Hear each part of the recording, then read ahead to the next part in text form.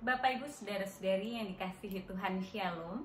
Hari ini kembali dalam pesan pastoral saya mau mengajak kita merenungkan sebuah tema, menjadi utuh kembali.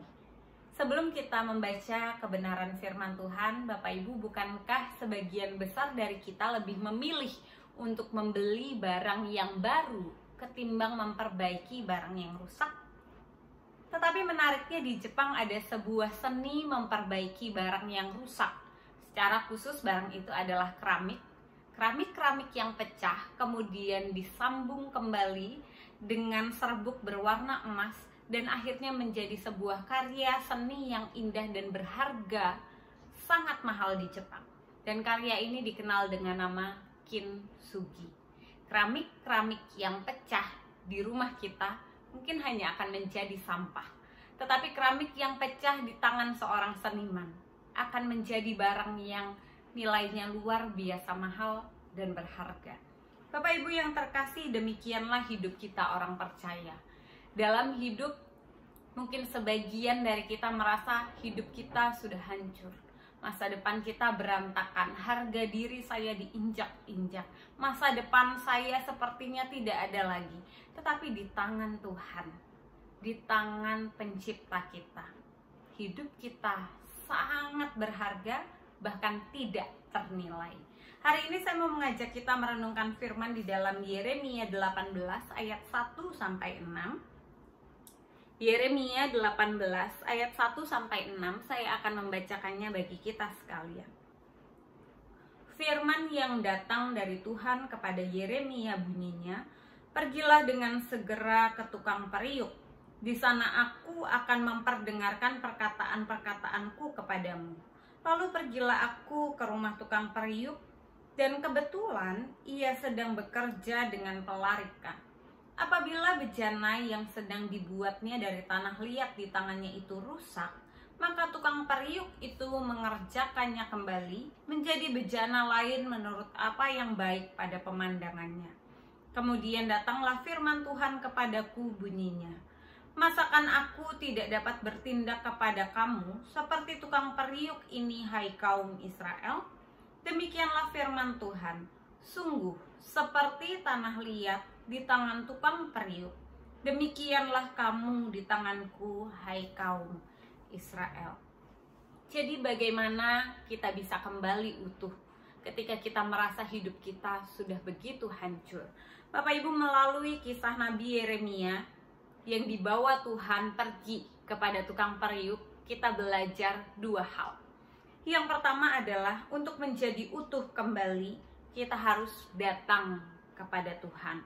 Seperti tukang periuk, Tuhan adalah pencipta kita. Tuhan tahu apa yang terbaik bagi kita dan Tuhan tidak pernah gagal untuk membawa kita kepada rencananya yang mulia. Sekalipun kita bisa jatuh dalam kegagalan, kita bisa salah ambil keputusan, kita bisa bertindak yang salah dan akhirnya membawa kita terperosok jatuh, tetapi di tangan Tuhan, ketika kita kembali kepada Tuhan, Tuhan bisa membuat apa yang sepertinya hancur menjadi sesuatu yang bernilai mahal. Di tangan Tuhan, bahkan hancurnya hati kita, rusaknya rencana kita, ketika kita merasa diinjak-injak, Tuhan bisa angkat kita lebih tinggi, bawa kita lebih jauh kepada rencananya. Tapi datang pada Tuhan, datang pada penciptamu untuk kembali dibentuk sesuai rencana dan kehendaknya. Tuhan menyayangi kita, Tuhan tahu nilai kita begitu berharga di matanya, sehingga Dia pasti akan membawa kita pada kemuliaannya.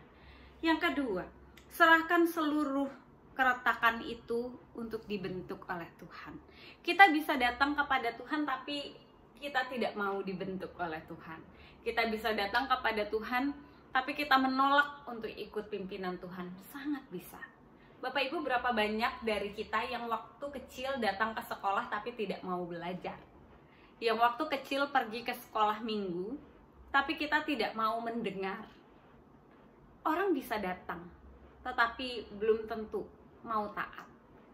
Yang Tuhan mau adalah ketika kita datang kepadanya, kita tidak hanya datang, tetapi kita datang untuk siap dibentuk dan dipulihkan. Bapak Ibu yang terkasih, di dalam proses pembentukan dari kehancuran hati kepada pemulihan itu butuh proses yang panjang. Dari luka-luka kepada kesembuhan itu butuh proses yang panjang.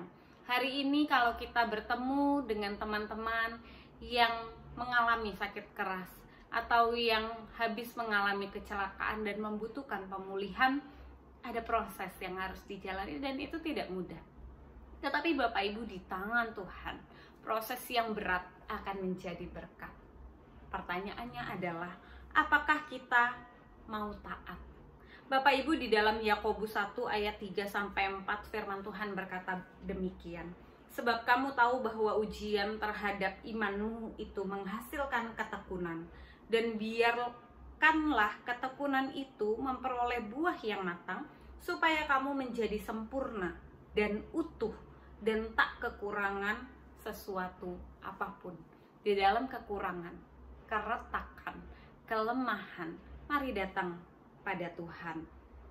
Bapak Ibu yang terkasih, keretakan kita, kerusakan kita, rasa sakit kita tidak bisa menjadi utuh kembali, sembuh kembali ketika kita menggantungkan semuanya itu pada teman, pada pasangan, pada uang, pada hal-hal yang ada di sekitar kita. Karena semuanya itu rapuh, bisa kapan saja pergi, bisa kapan saja hilang. Tetapi haruslah di tangan Tuhan. Hanya di dalam tangan Tuhan saja kita bisa menjadi utuh kembali dan bernilai di matanya, berharga bagi Tuhan. Bapak Ibu, momen kerapuhan kita, kelemahan kita, jangan membuat kita justru lari dari Tuhan. Kita dipanggil untuk datang supaya Tuhan membentuk kita kembali sesuai kehendaknya. Serahkanlah hidupmu kepada Tuhan dan Dia akan bertindak.